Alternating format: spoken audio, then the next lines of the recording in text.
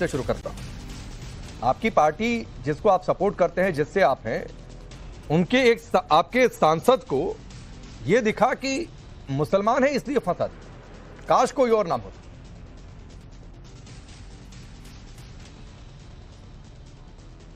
देखिए, स्पष्ट है उनकी बातों से इस बात को दिखता है कि अगर कोई भी पार्टी सत्ता में और वो दोगलापन ना दिखाए और दोगली नीति ना अपनाए तो इस तरह के वक्तव्य देने की आवश्यकता नहीं पड़ती है राकेश जी। क्योंकि अगर मापदंड कानून के प्रति जो दोषी के प्रति दोषी की तरह रहेगा, चाहे वो किसी भी धर्म, चाहे वो किसी भी मजहब का हो, और उसको मजहब और धर्म और नाम से नहीं देखा जाएगा, तो फिर इस तरह के वक्तव्य को देने की जरूरत विपक्ष को नहीं पड़ेगी।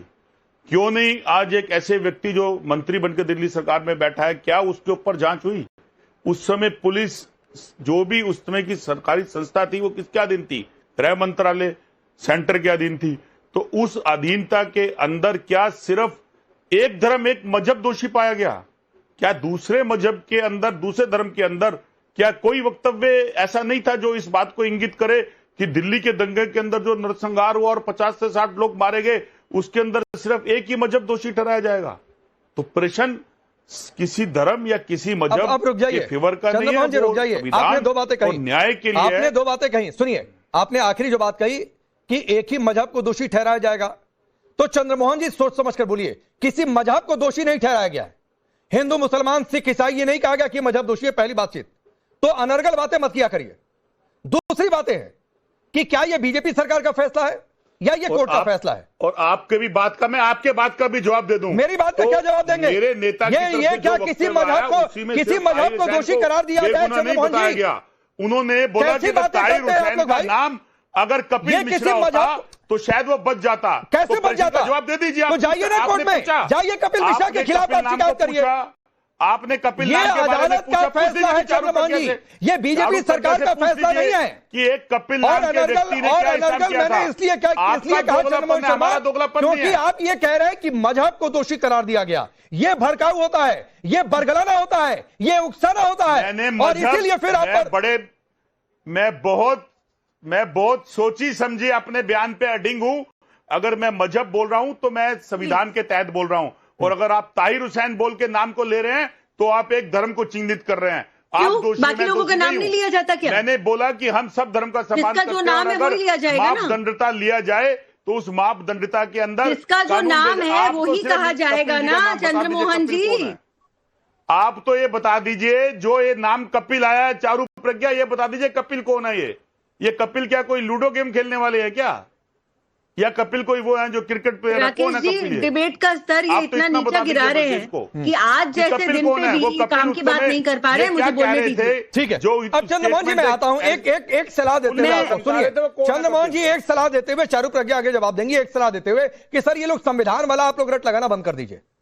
ठीक है, संविधान की रट लगाना बंद कर दीजिए, अदालतों को हम मानेंगे ये कहना बंद कर दीजिए। उसके बाद आप जो कह रहे हैं मैं उस पर कोई एतराज नहीं जताऊंगा, क्योंकि आप काम वहीं पर कर रहे हैं। संविधान को नहीं मानेंगे, अदालत को नहीं मानेंगे, अदालत का फैसला, ये बीजेपी सरकार का फैसला, ये प्रोपेगेट करने की आप कोशिश कर रहे हैं। जाइए ना सर अदालत में, जाइए। एक मिनट चारू प्रज्ञा।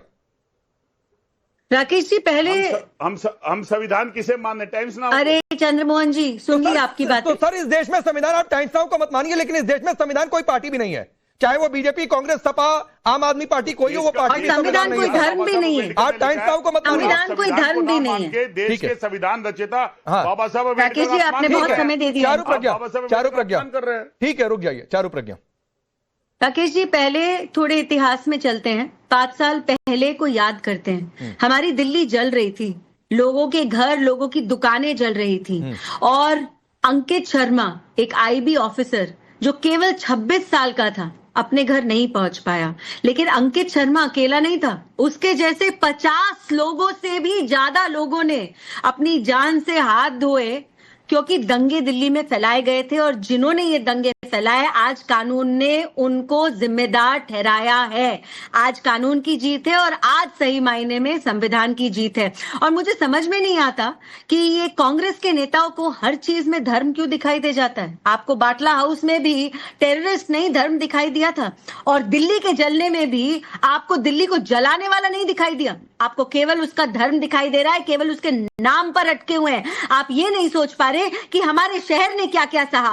और ये कितनी शर्म की बात है, कितनी शर्म की बात है। संविधान की दुहाई देने वाले लोग वो सबसे पहले होते हैं जिनको संविधान की बिल्कुल भी इज्जत नहीं है। राकेश जी, इतनी रत्ती भर भी इज्जत नहीं है। आज इनको कहना चाहिए कोर्ट के फैसले का हम स्वागत करते हैं। क्या इनमें हिम्मत है ये कहने की? ये नहीं कह पाते।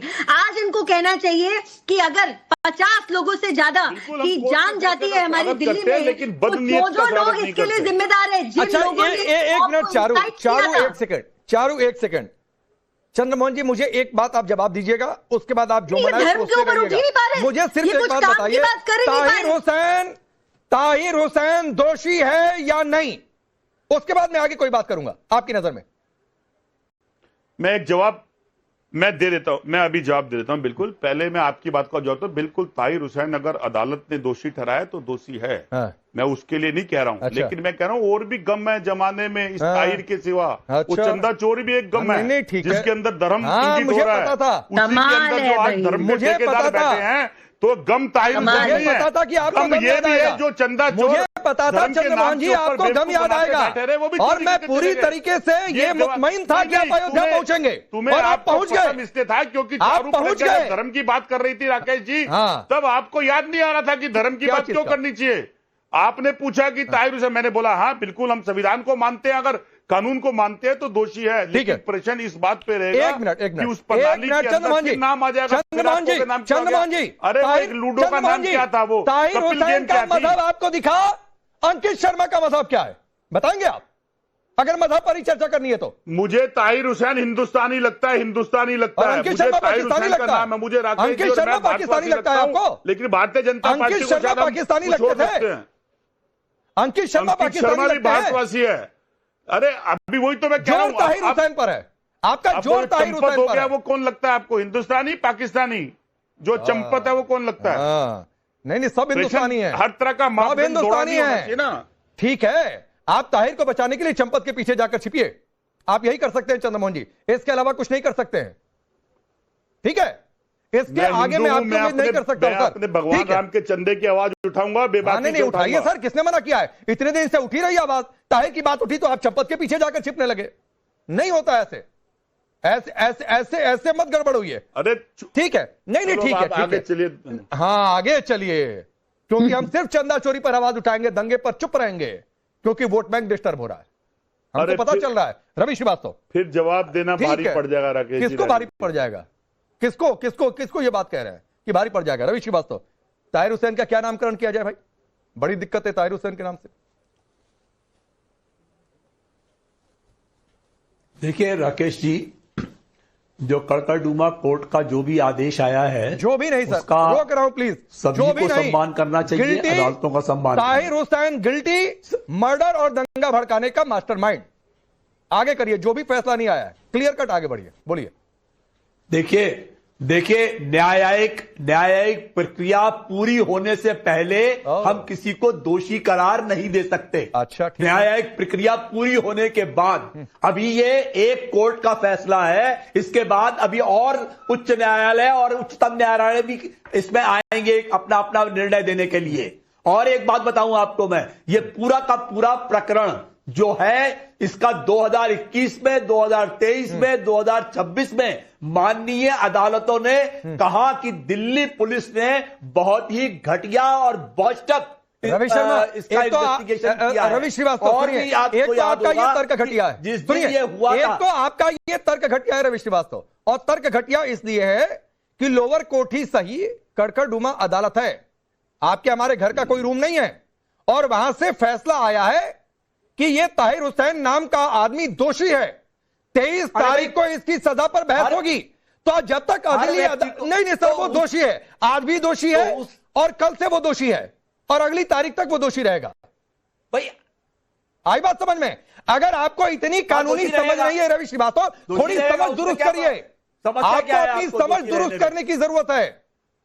आपको मेरी समझ बहुत दुरुस्त है, आपको चलाना है एजेंडा, यहाँ पे आपको एजेंडा चलाना है, यहाँ पे एजेंडा हो गया। मतलब क्या इनकी सोच समझ है? कोर्ट का ऑर्डर एजेंडा हो गया क्या? Kapil Mishra DCP FIR agenda हो गया, खड़ा होकर के वहां पे लोगों को धमका रहा था, 55 लोगों की हत्या करी गई, चर्चा आप नहीं करते, वो एजेंडा हो गया। क्यों वो नहीं 55 करते लोग आप वापस उसके आ साथ? जाएंगे क्या? उनके 55 परिवार का दुख खत्म हो 55 जाएगा क्या? भारतीय थे। आप क्या बात वो कर रहे हैं रवि भारतीय जी? थे 55। रवि जी मुझे एक बात बताइए ना, 55 भारतीय तो थे। तो आप जिन घर पे लोगों की बांटते वजह उनको। से उनकी जान 55 गई, भारतीय थे। अगर हम उसके आप बारे में पूरे बात घर पे करें तो बांटते हैं एजेंडा बैठ चलाना करके। हो गया। ताहिर हुसैन ने अगर ऑर्गेनाइज तरीके से दिल्ली बिल्कुल। जलवाया, जिसमें 55 लोगों की जान गई, परिवार तबाह हुए, वो डिस्कस करना आपके लिए एजेंडा चलाना हो गया। अभी- क्यों? अभी- क्यों?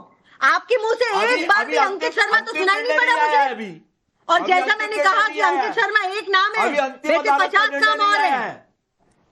अच्छा एक क्यों? मिनट मैं आता हूं। जब आपको एक बात कहते हुए रवि convenience होता है। श्रीवास्तव, मैं फिर कह रहा हूं आपको अपनी हत्या हुई समझ है। दुरुस्त करने की जरूरत है। थोड़ा सा समझिए फिर बोलिए। जो जरूरत आप बोल रहे नहीं हैं है, ये कंटेम्प्ट क्योंकि के दायरे मेरी में भी आ दुरुस्त- सकता मेरी है। दुरुस्त- और मैं तो कह रहा हूं कि अगर मेरी कोई देख रहा हो तो इन पर संविधान के कंटेम्प्ट हिसाब फाइल से ही कर दे। मेरी समझ मैं तो ये कह रहा भारत की हूं राजनीति कि में अगर करती ये है। अदालत के फैसले मेरी को किसी समझ चैनल बिल्कुल का शुद्ध एजेंडा है। बता दें मेरी समझ तो ये क्लियर कोर्ट है। का अवमानना होगी मेरे हिसाब से। लेकिन मैं आपको एक चैलेंज देता हूं बता रहा रवि हूं मैं श्रीवास्तव, आपको। इससे पहले कि आगे बढ़ो, वहां पर- इससे पहले वहां पर कि मैं आगे बढ़ूं, सुनिए Ravi Shrivastava, hold on, Ravi Shrivastava hold on, चुप रवि श्रीवास्तव सुनिए। मैं आपको ताहिर हुसैन पर बोलने में, सुनिए ना रवि श्रीवास्तव सुनिए, रवि श्रीवास्तव सुनिए, सवाल सुनिए वरना मैं शांत करके सवाल सुनवाऊंगा। सवाल सुनिए वरना मैं शांत करके सवाल सुनवाऊंगा। सुनिए, आपको ताहिर हुसैन पर बोलने में बहुत दिक्कत है, बहुत बेचैनी हो रही है। आप अंकित शर्मा पर बोलिए। क्या सवाल? अंकित शर्मा पर बोलिए। अगला 1 मिनट आपके पास है, सिर्फ अंकित शर्मा पर बोलेंगे, उसके अलावा कुछ नहीं। और मैं देखता हूं आप कितनी देर बोलते हैं।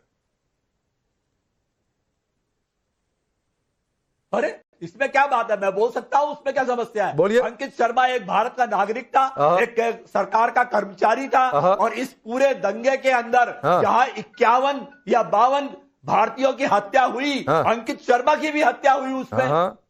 इसमें और इसके आगे भी बोलूं मैं आपको क्या? अंकित शर्मा युवा था, अंकित शर्मा 26 साल का था, अंकित शर्मा के साथ जो हुआ वो बहुत गलत हुआ, और जो अपराधी है उन्हें सजा मिलनी चाहिए।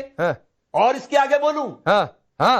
चलिए 35 सेकंड आपने बोला, चाहिए सुनने के लिए आप नहीं रुकिए, 35 सेकंड आपने बोला। अरे रुकिए, आपका ऐसे हो गया, परिवार के आपका ऐसे हो गया, ऐसे कंपटीशन हो गया, आपका ऐसे कंपटीशन हो गया रवि श्रीवास्तव, आपका ऐसे कंपटीशन। लेकिन इस 35 सेकंड में 10 बार ये सोचे करण वर्मा, और इस 35 सेकंड में एक बार भी नहीं बोला कि इसी ताहिर ने मरवाया, इसी ताहिर ने मरवाया। 50 बार चाकू से गोदा गया, अंकित शर्मा एक शब्द नहीं निकला रवि श्रीवास्तव के मुंह से। राकेश जी, ये वो लोग हैं जो ताहिर के सपोर्ट में उसी दिन आ गए थे जब सामने सामने उसकी छत से पाए गए थे पेट्रोल बॉम्ब और पूरा गुलेल और पत्थर और सब कुछ जब वहां पाया गया था। उसके बाद यही जावेद अख्तर, यही स्वरा भास्कर, यही विशाल डडलानी, पूरा ये जो बॉलीवुड गैंग था जो कह रहा था सीएए में हम देखेंगे, ये सब आ गए थे सपोर्ट में कि क्योंकि नाम ताहिर है तो पीछे पड़े हैं। थोड़ा मैं आप लोग की मेमोरी पीछे ले जाना चाहता हूं राकेश जी। 14 दिसंबर 2019, और ध्यान से सुने, ये जो कांग्रेस के नेता बैठे हैं, सोनिया गांधी की स्पीच होती है रामलीला मैदान में कि अब आर पार की लड़ाई होगी, मैदान में उतरो, तुम्हें एक साइड पकड़नी है और लड़ना है सड़क पर अपने हक के लिए, क्योंकि तुमसे तुम्हारी सिटीजनशिप छीनी जा रही है। कौन सी सिटीजनशिप छीनी जा रही थी सीएए में? झूठ बरगलाया आपने, चक्का जाम किया शाहीन बाग में, 2 दिन बाद से शाहीन बाग का चक्का जाम हुआ, सिटीजन्स को भड़काया। सेम अखिलेश यादव ने भड़काया लखनऊ में। ये तो लखनऊ में कानून व्यवस्था ने दुरुस्त काम किया, प्रिवेंटिव अरेस्ट किए क्लॉक टावर पे और इन सब जगहों पे, हजरतगंज में, नहीं तो लखनऊ में भी यही हालत करने जा रहे थे ये सब के सब मिलकर के। ये